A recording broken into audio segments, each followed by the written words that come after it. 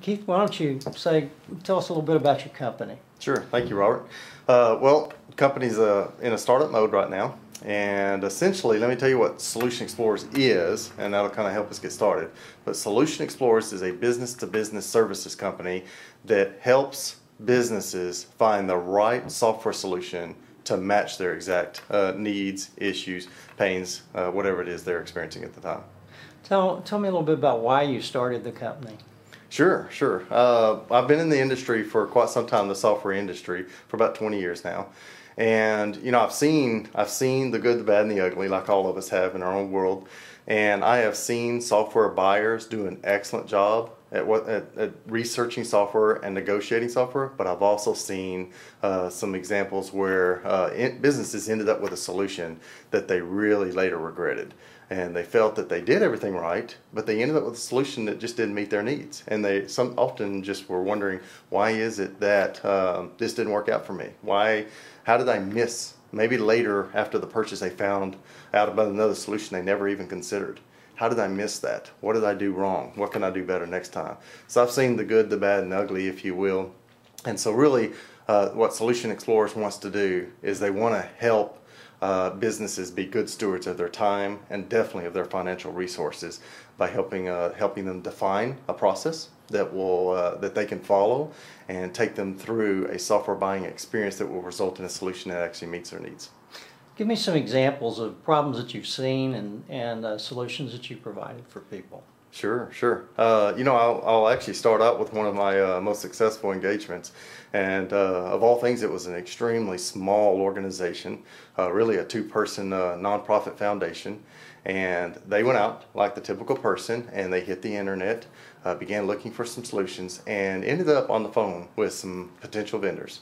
And these were organizations that had in the range of $8,000 to $10,000 software solutions. And in this case, it was fundraising software. And they also needed to be able to track some things for their annual golf tournament that they were doing. And in this case, they were on the phone with these folks. They were hearing good things. They were hearing some things that resonated with them. But boy, they were really concerned about, well, is this really all that's out there? And number two is, $10,000? How am I going to come up with $10,000 to buy this? And I just haven't found anything better. And I met with them, and within about an hour or so, I was actually able to really get a good understanding of what their needs are because I knew what questions to ask. I was able to ask those type of questions. I was able to probe as to really tell me what is the exact issues that you're having, what is it that you want out of this system. And it was a process they had never been through really. They didn't take themselves through. And I took that information, formulated really a system requirements document, if you will, and I used that to guide me in my conversations with software vendors. And at the end of the day, I ended up identifying some solutions for them to consider, and they selected a solution. They're absolutely very happy with it right now, a very reputable client at this point, and they purchased that system for under $900. They ended up even negotiating through my assistance. We ended up negotiating a 2-year services agreement and 5 training courses to go along not only with the fundraising product, but we ended up finding them also an events module to track that golf tournament they were looking to manage better. Yeah. What should somebody looking for new software be? What kind of questions should they be asking, or what kind of questions do you ask that they don't ask? Sure. It's a wide range, and it really, a lot of the times, this may surprise some people, but a lot of times it depends on what type of solution you're looking for. I'll actually certainly ask some specific standard questions, but there are questions I would want to ask as well that would be very specific to those type of solutions. But I'll give you one of my favorite questions to ask.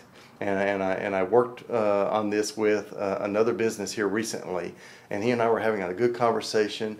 He's just under the gun in numerous projects. He is filling emails, paperwork just piling up. He's getting to a point where he can't manage it all. And I was really learning a lot from him. But I looked at him and I said, let me ask you something. If I do this research project for you, and I filter out all the stuff you never should have considered in the first place, and I find you some solutions that match your criteria and the kind of things you ought to give your time and attention to, will you use the software? And there was a long pause.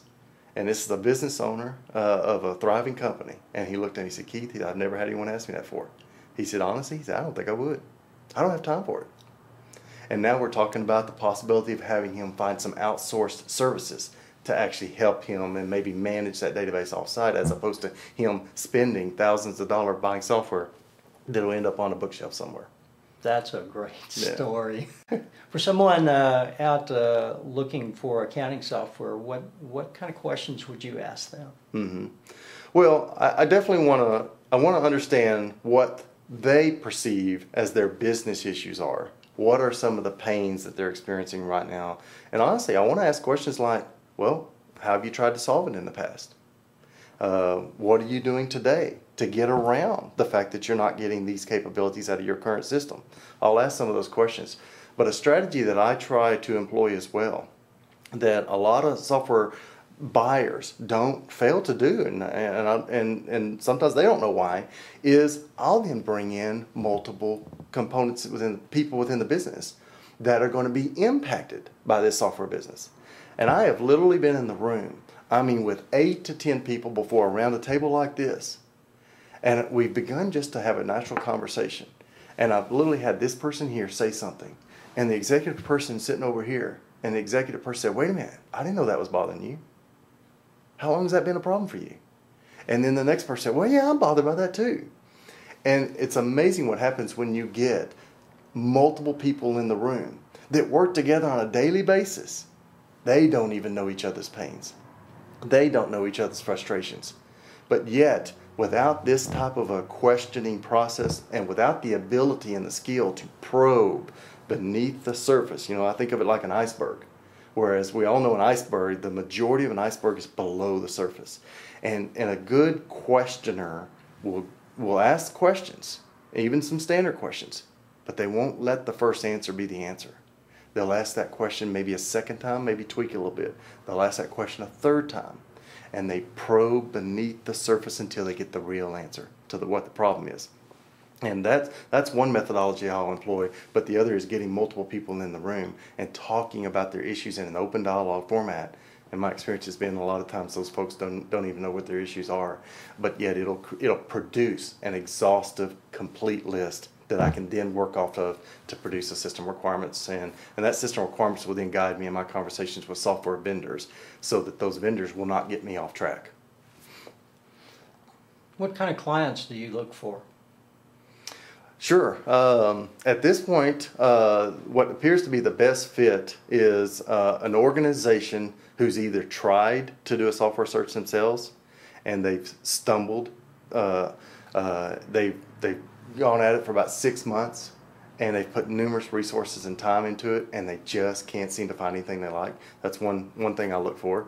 Or an organization that has used maybe consulting services before and they realize the value of it. It's important that someone understands the kind of value that a skilled professional consultant will bring to the table. I'm also looking for someone who's, they're at a point where I can't do it. I cannot add one more thing to my plate.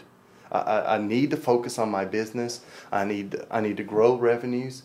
I need to improve customer care. Those are the things that I need to be focusing my time on. If anyone has to ask me to do one more project, one more thing on my task, I need a person who's thinking that way as well. And so when I approach an organization, I'm not just looking for someone who's buying software. I'm actually looking for someone who has some characteristics as well that I'm a good fit for. And if you're really someone who's along the lines of I can't take it anymore, or another thing I have found as a business owner will look at me and say, Keith, if I talk to one more software vendor who calls me and interrupts my day while I'm in the middle of a project, if I get one more email, one more voicemail, if someone sends me one more product packet, I'm gonna have a problem. And then so that's someone there. They need someone to shield or filter their time away from all those software vendors. Right.